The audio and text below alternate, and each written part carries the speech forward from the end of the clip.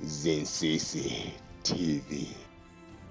Alex Kamangila akupitilizabe kuyankhula zokhuzana ndi katangale, ndipo lero akupitilizabe kuyankhula za asimbiphiri akuti iwowa ndi kampani yawo yakhatu amakhala akubera ndalama amalawi.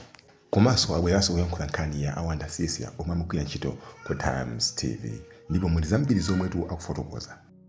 Afuna kuti mukhale ndi nthawi kuti muganizire mulingalire zimene nakamba zulo zokhuza awa asimbi, kuti asimbi ndi mmodzi mwa anthu amene amabera amalawi, ndipo kampani yawo ya Khato Civils project imene ikuchitika yakusalima ndi project yomwe simamveka bwinobwino chifukwa project manager madzi amaina kutenga misinje kulilongo konkuja olokupanga kumakumba pansi kana pansi pa phiri la kubunda pamene maja pathapezeka madzi. Pali njira zambiri zimene madzi angatengere kumosati all the way kuchoka kusalima madzi izinzozerezeka.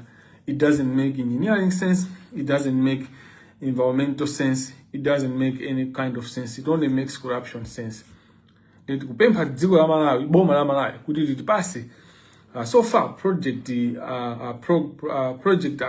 update. How much money have we spent on that project, and how much more money are we going to spend, and how much money tentatively after the project is done, maybe in the next 20 years, how much is going to be invested? Because akamanga zinthu zichatu asimbi tingoyeza na amaliza zinthu zake amalize kumanga zicha zipezeka kuti zipezeka kunena kuti ngataika michani mapaipi majani zimafunika so maintenance zimene zicha ngati kuli machine amene akupopa maintenance dziko lopanda magesi ngati limene ndipo mwandikumbusa kuti nkhani nake imene andipeza kumene yokhuza kuba kumene apolisi akupanga kuba kumene kuchitika apolisi akubera Eskom Malawi apolisi akubera Eskom mamita aja mamita Eskom aja amapakaswa ndikuchosa khani ndikuyifufuzabe ngese ndifuna kuyifotokoza mopanga komano ndikuyifufuzabe apolisi amaba mamita Eskom ndikuchosamo zomwe zimakhala mkati munja sindifuna kuti ndizija kukhala technical ndakazichosa zinthu zimene zawakagulisa kwa mwenye wakubangwe mukumuziwa inu mwenye amene akutetezedwa apolisi ake ndikuwaziwa amene akumuteteza onse panopa ndikunena pano Eskom ikali ndi umboni umene ulipo kale chifukwa munthu anazapereka 2 million atangwira kina kuzapereka 4 million kuti mmene amapangira kuma anthu anatchula anthu amene ali pa payroll yako. Zinangochitika izi zitu za ujenizi tango kamba za Christopher Pangetu jameno ja criminality yaku police akuziwa zomwe zimachitika. Christopher Pangetu panopa kwavuta sikuli bwino Malawi kauza nonena kuti amisala ndinuyo wapanga basi anthu angu kuponderezani mungokhala kumamwetulira kumayalira mphasa kumayalira red carpet Kamangila akuza wamisala amenoja misala ndimeneyo anthu akuphani, they are killing you. Andale amene akuphani parliament munja, all they are doing there is that's a circus. All they do there is a circus all the years. Budget imene jaya kaibanga mumakhala pansi ndikuyangana kuti budget jaenda bwanji. Do you sit down kuyangana kuti ku state house ayikako ndalama zingati ndalama zimene zizakuti azopita kuti like they steal from you, you clap hands for them. They steal from you, you clap hands. And then ndikagwiya akupenga amene.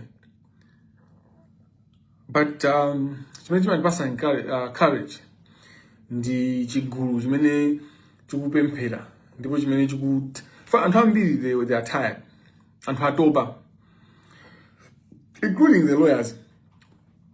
Majority of lawyers support my work, let me tell you that, but they can't speak because of their own challenges. So Counsel Kwima put it so clearly. Ana mukaonene so interview mene Kwima mchizi anapanga ndi uyu nyauyu very that girl, that lady, so that she's not a girl, she's a lady.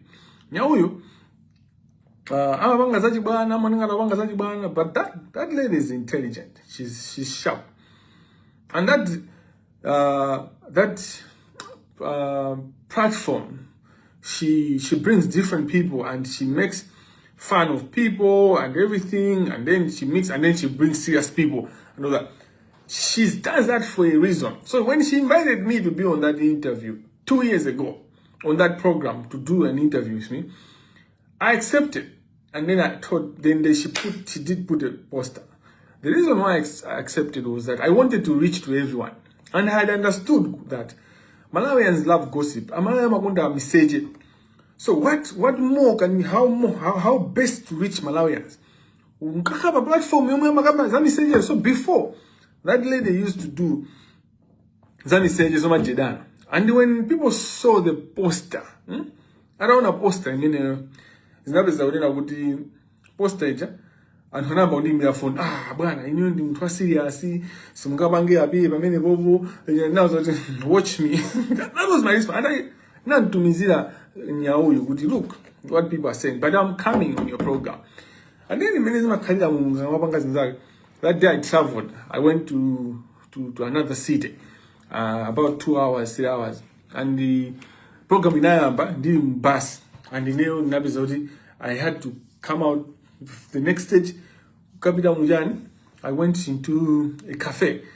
Cafe, okay. And I wanted a seat, and I was a seat. I sat, and I'm waiting in her.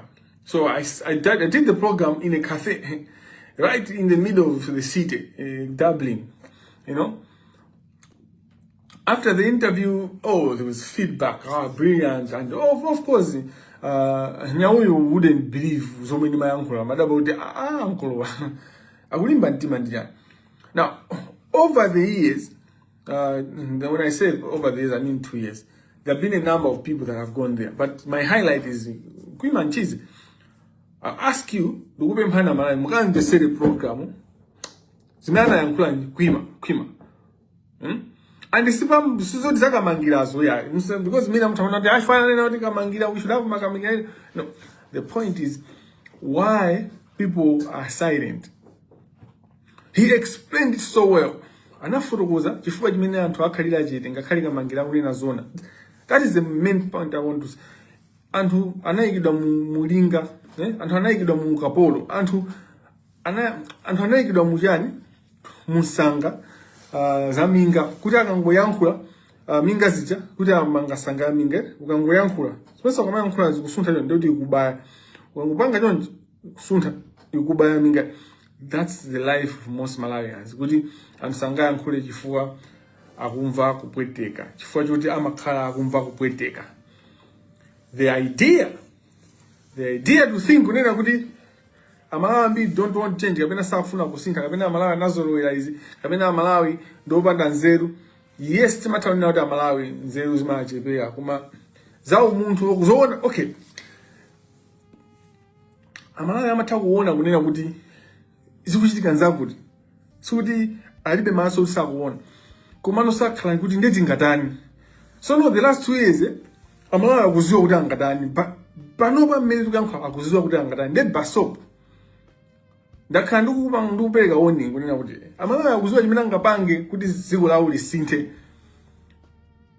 So in the course of conversation and the course of interaction, ndabanga realize kunena kuti all the heads of government in Malawi there's vima galimoto. Ndisini kuti galimoto, right? Koma vima, not even zima galimoto, koma vima galimoto.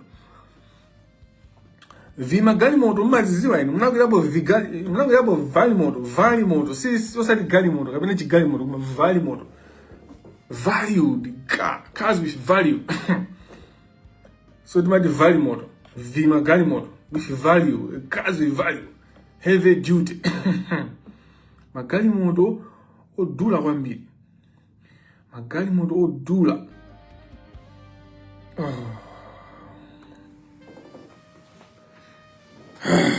Ndikanika kuti ndine uli chani komano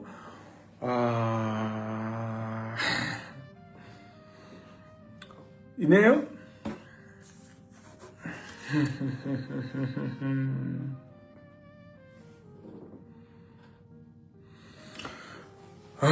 mulina ving'unu chomene mulina ving'unu.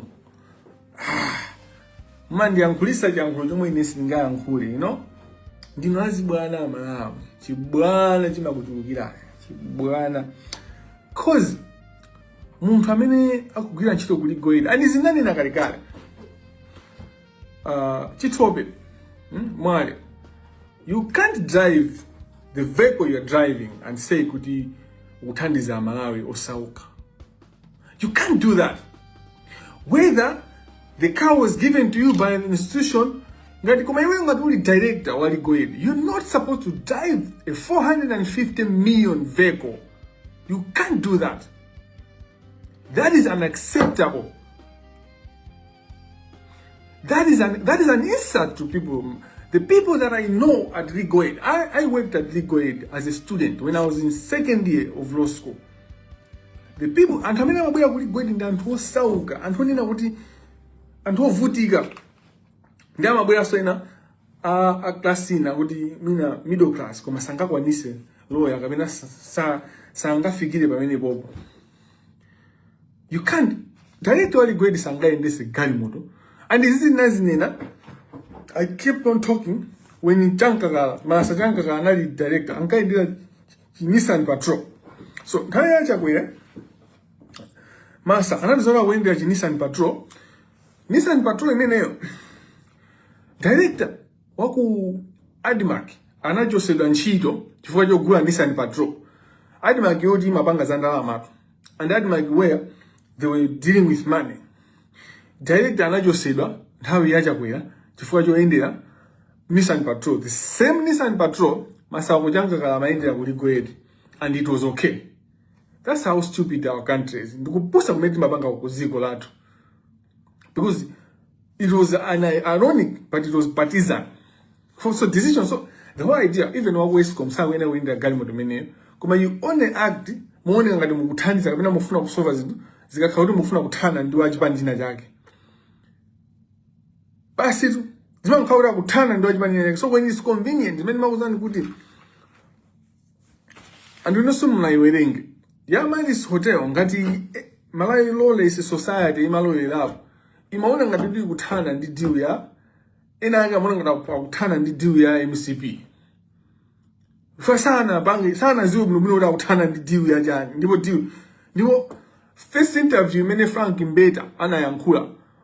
Just investigate. Frank and I am club when I would deal with many Taipei and Vandibody TS because when the later MRI starting a figure of government, Attorney General, Frank Mbeta, I mean, them tells the all Kumuda wouldn't partner but Robin Frank Mbeta and Attorney General because by now, APM may now come to Frank Mbeta because Frank Mbeta not only was he not supposed to be appointed as Attorney General, Yandi yakatiti yoda yanke.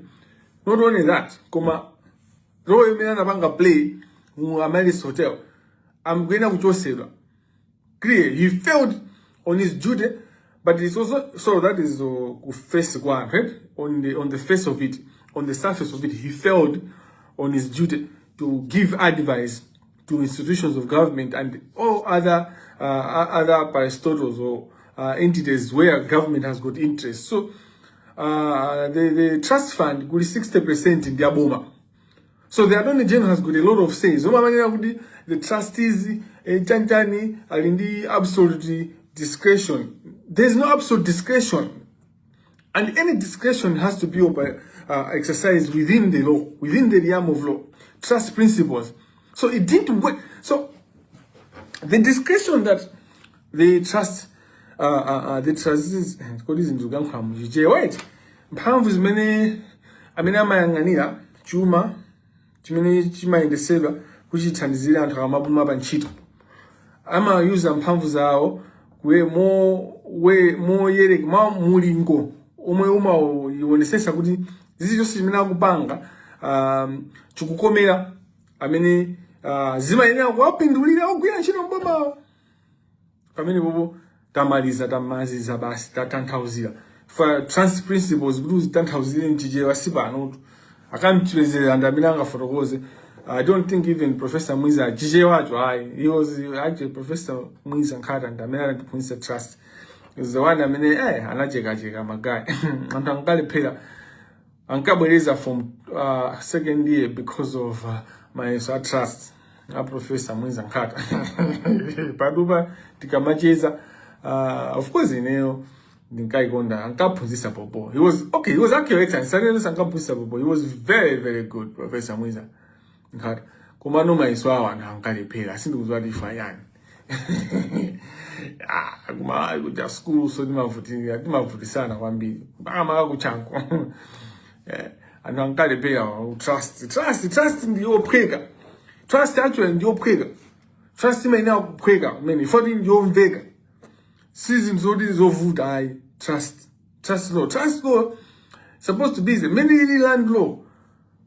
A professor kamchizira anthu amalephera kulephera koma landi ayigona ukhayo phera if timakhala pa landi timakhala pa malo pa dziko. Anyway ndimakamba za mene tikuyenera kuti timvetsere zinthu zimene zikuti panga affect makamaka akugwira ntchito mboma. Then mazakamba za ambeta. Mazakamba za ambeta kuti ambeta anakanika pa njira ziwiri. Kungoziyang'ana pa mwamba komanso ukaziyang'ana deep. Zono pa ndakamba za pa mwamba za deep kulephera kwa ambeta unakuti anayakucha munthu mmodzi amene amathamangisa diwicha kuti itheke. Anyway nkhani ili apa siya ambeta. Nkhani ili apa ndionena kuti ifeyo ngati dziko sitingadalire ena ake kuti atipulumutse. Mmene tamvetsa zinthu tikuyenera kuti tipangane organize kaya pamudzi kumidzi kumene tiliko tizipita kwa mfumu kuti koma pali nkhani imene ukambidwa pa social media. Pakukambidwa kuti bomamu tikubedwa ndalama.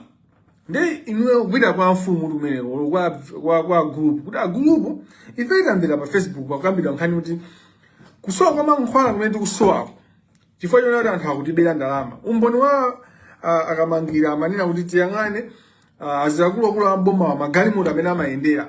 Wani umboni wake ndi umenewo. Umboni wina akuti tiyang'ane manyumba awo amene akumangira komanso ana awo masukulu amene amapita.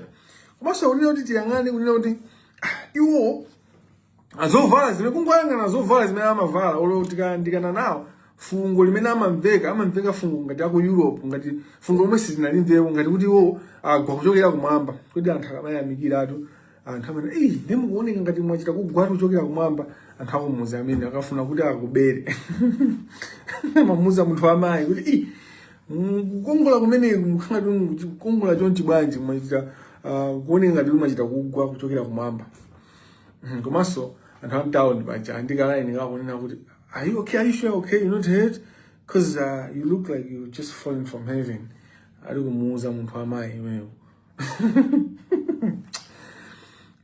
Amwene. Ndipo mudzi pacha. Anthu no azipita no kapanga demand kwa mfumu kuti chaka mwezi uno fa mfumu aja amalandira onoli amalandira salary pa mwezi.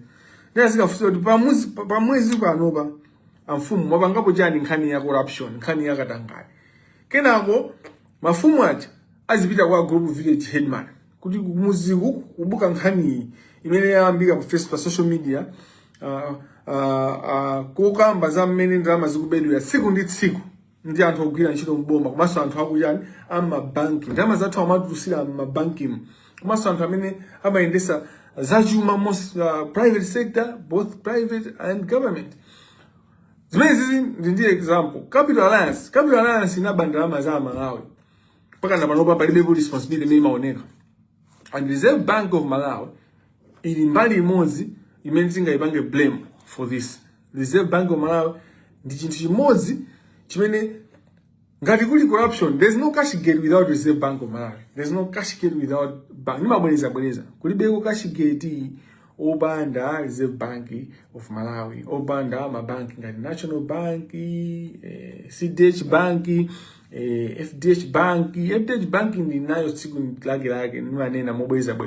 For kumeneko 80% of 90%, 95% of government business is ku FTH Bank. You think that's just by accident? They don't find Sugulinans up for the election case. Actually, in the bank Friday. Final, I need to take a break from social media because I've got some work that I need to do. Meaning a certain target I need to reach on my research.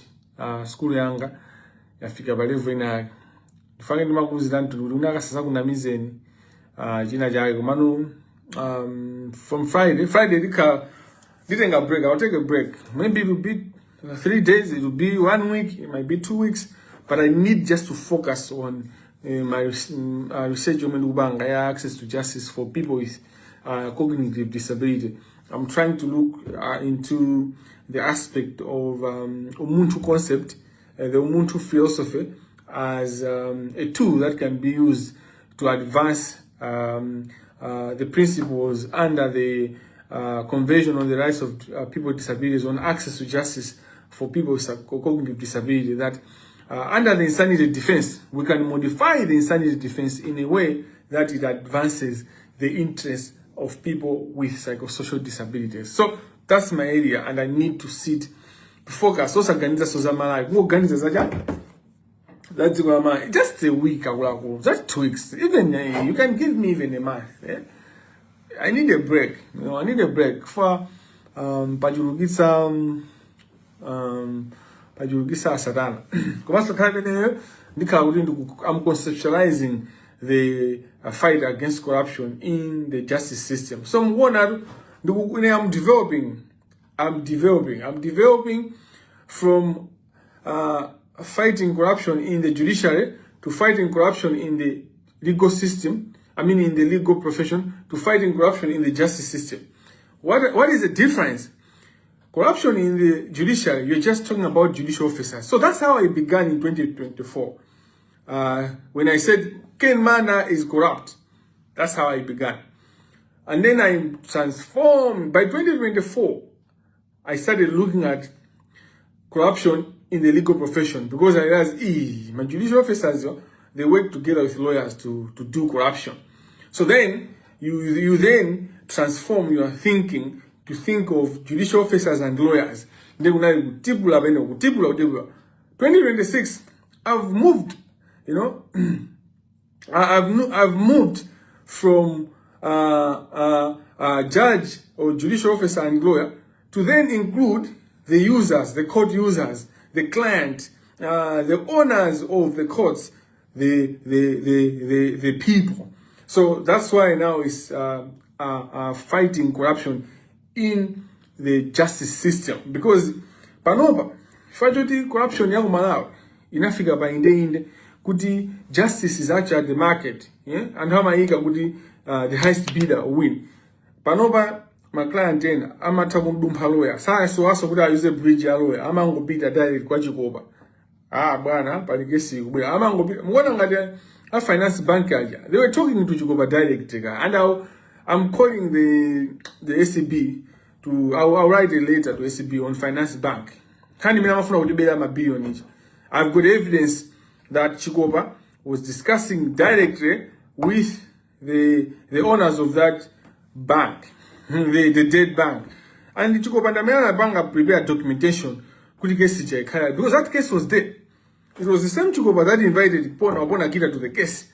But case manager Yamabanga, the Patrick Park and the senior counsel Modegai Msiska, who you are Mabanga Gesi, Kuma Yamada judge Wapona Gina, Nabayam Gesi Muja, Tama and no Gesi. President Gesi Jasima Pastor Jan, Ambarina, Motherwood, Gesi Bunch. All of a sudden, there's so much interest. I'm winning my guys, I'm a Funa Gawani 5 trillion. I'm Funa Gawani money in trillions, Tingodale.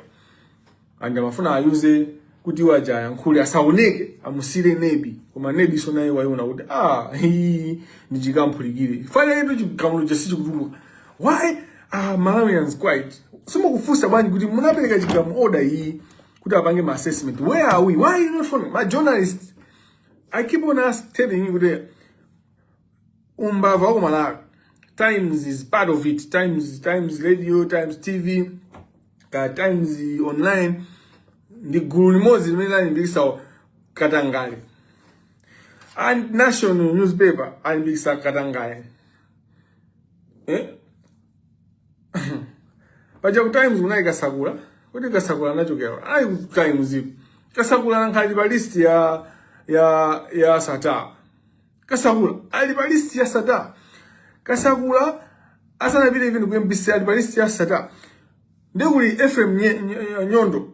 FM Nyondo, I saw a picture of FM Nyondo anaima ndi Khumbo Soko. Now, FM Nyondo anaima ndi Khumbo Soko, what he was talking about, amagwirizana ndi Bushiri kuti iye uja ali kuja ntimati ku ECG church ja Bushiri. Ali iye uja sana member wa ECG. Well, I don't know about him, but what I know, Bushiri mu interview yake akubanga ndi da wadazi kuma upanda nzeru. For anthu adazi amakhala nzeru. Kuma wanda msisha ni munthu opanda nzeru for he harasses women. A person who sexually harasses women ni munthu opanda nzeru. And there are a lot of women in the media profession. I mean, I've been harassed by Wanda Msisha. And I've spoken, for now I've only spoken to 3, but the list is going on. One of the women, you know, zigo melima endea, zigo ndro vuta. Zigo ndro, mulungu jose za mkwegesa kwa ama nyari mulungu si James, mulungu si Wanda. When I was to school, ninaye ndi bwenziranga. Ndi ku school kuchangu kuja. Bwenziranga ija limagona mu chipinda chimodzi ndi Mimi. Miriam uja usaziziwa kuti ubwenzi umene kupanga pene pajapo, ubale umene kupanga pene pajapo, tizakumana ku world. So ine naona pa Facebook mo ngothamanga kweza kuti nsikana kuchito chanchani how sexual harassed, no one wept. Now when I didn't pay attention. Satana akata kugwire ine Satana alibizoti wandika pula mutu. I didn't follow the guys. I didn't follow kuti Zinsisi mimi wake ndutiyo. I just follow Jen. Zolo, I was talking to a random journalist, and this journalist has been my friend for a long time. Kuma friendship yato ndiya Zinsisi ifada ntukuta aziwudi ti bajinzake itaweza udi scale siyachitika, you know. Kina ko nkhani jazz kaina boya bwaji wamba ukamba buda chanchani ndipo mimi nchito zinadini ine iwe mimi wage uti chinchenche iwe mimi uyu ujandwa ndo masuka nyinyi. So mimi character ya mimi kwambira tiku changu, she was very, you know, she's outgoing, she's an extrovert, you know, and tawi zambiri azimai muntu wamai amene ali extrovert omasuka ocheza bwino oseka ndi anthu odi ndwa a people's person akapangidwa chipongwe, you know, akapangidwa sexual harassed, people don't listen to them. Inu amene ajao, you know, either amampanga mamweruza munthu akakhaikso amamweruza da mja ndihule mja hule. Okay, let's assume munthu akakahule sangapangidwe sexual harassed, timaganiza mobwela mbuyo tu akakhauli munthu ndowa extrovert ngati mene alili Mimi. People think kunena kuti chani, they will conclude kunena kuti amene jatha kuzidefenda atha kuti like they lose out the fact kunena kuti andikuntchula Mimi because she's a fighter and Mimi is going to fight. You know, it's not even me because that's her field. That girl tiku changu ankati basa busy as a lady. So faku changu kuja tingakhala pa chani tinayi anthu ona tingakhala pa kwaji bacha kumala ada pene pachako ndaji na mimi anayi anthu amuzo mena kuti suri munga anasika nena mpesa kuti basi uyenda mwa manyazi kukazungulira kuzewa ina mimi ndemba mena mabwera pene pachako zapo yanjize akulusa akupanga zapo ndaji na mimi ndanzake anthu atatu ndanzake awiri ose atatu. They are teaming up, they are coming together. All I'm going to be doing is to provide advocacy advice. They will have a lawyer or lawyers that will help them. and they're coming after Wanda Msisha. At times that's Kuma Musunga. And I'm like, kodu uyamba ndi Wanda, anthu kama yankhula zinthu zimene akuyankhula za zolimbana ndi nkhondo yolimbana ndi katangale. There's some things that they're hiding and they don't want those things to come out. Futu lake ndikuti ndi chigulu chambiri cha anthu amene amapanga control society yathu. So that's why they are trying to bring in a lot of chaos. Hey, angoyambana ndi no. Akuyambana ndi inu amene mumakhala kuti you are in power. Ine ndikuyambana ndi anthu amene ali in power because power imene ali nayo anthu aja it's out of corruption. It's embedded in corruption. How in 2016, 2 years ago, just last year, and Hamaja Chiteze, how do institution nga the Malawi Human Rights Commission and kugawana magali mu 450 million? And you think we don't have fight for the weak? You think those people can fight for Malawi to change? You think for those people can call out the government, like honestly, they don't have a voice. At how public, at how many like that's why I think this is massive. This is massive before the and how gawana chuma cha Malawi. Muntu amene akutumikira ku Malawi Human Rights Commission sangama endere galimoto ya boma ya 450 million. Yodi tela ikaonongeka galimoto icha akwena kugula 2.5 million. Tela limozi 2.5 million. It's an insult to Malawians. Malawians, you are being insulted. Kama simu kuziwa. Ku prison mukapita kundende. Mumfuse Victor Mhango. Victor Mhango mumfuse ngati ne mundu anakuti netabwino ndine wamisala. Kamfuse ni Victor Mhango amene sali wamisala. Ine ndo wamisala musanimvere. Just go ask Victor Mhango warfare ya asilikali aku prison. Asilikali amene amang'anira anthu amndende. Mukaona osati sinunga apapa sinukamba za andende wet sinukamba za Malawi. Fa anthu amene amangidwa akugankha milandu adima acha kuti Malawi ife amene owakonda amene mapitako. Ino manada akaidi zigawenga tenchani ife manada akaidi if it might not be rather Malawi and the other names there and there. Situkamba za Malawi omangidwa tukamba za oyang'anira omangidwa, their warfare is in tatters. Ndipo ndigulu limozi la chitetezo ifati mazozoti ma prison warders ndi achitetezo ndigulu limozi za chitetezo. They are within the homeland and security command, the most ignored. You know, the most ignored. When you look at take one in Zomba prison, mukangolowa mzomba prison, mukamalowa or zimene zimakhalira muti in mukuziwa how old that prison is, how unsafe that building is. And then you have mundu mmoja kwenda gali mutu ya 450 million. Are you okay? You are insane. Ndino anthopenga. My head of government kumalawi, you are stupid. And in ndantho ndikamana mali ndanthopusa ndanthopenga ndi manena inuyo kupusa kwanuko mwabangisaso anthu amalawi atani azizire akhale ozizira akufoti mwafinya, you know, mwa aliphera kudya ndanga munthu ngati sawa kudya alimba bwanji kuphedwa kwa Abdul Aziz Panjani koma ndizingona kuti Abdul Aziz chifukwa dzina lina lovuta though ndilochuka bi ku Malawi. There are a number of Punjani anyway. Abdul Aziz ndinauzidwa ine nkhani imene andintauzidwa sinapanga to pay attention because I'm dealing with a lot of things zamoyo wanga. Kumano the cry on TikTok has been huge that it forced me to look inside, and then people started giving me information and people are still investigating.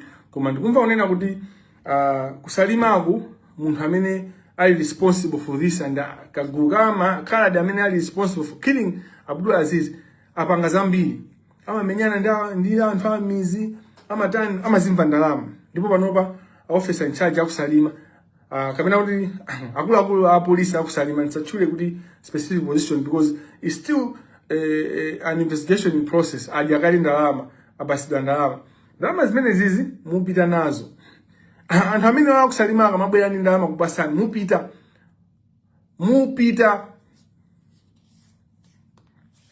amene wapha Abdul Aziz Punjani or Panjani or Abdul Aziz P, they are going to go to jail, and they will go to jail for a long time.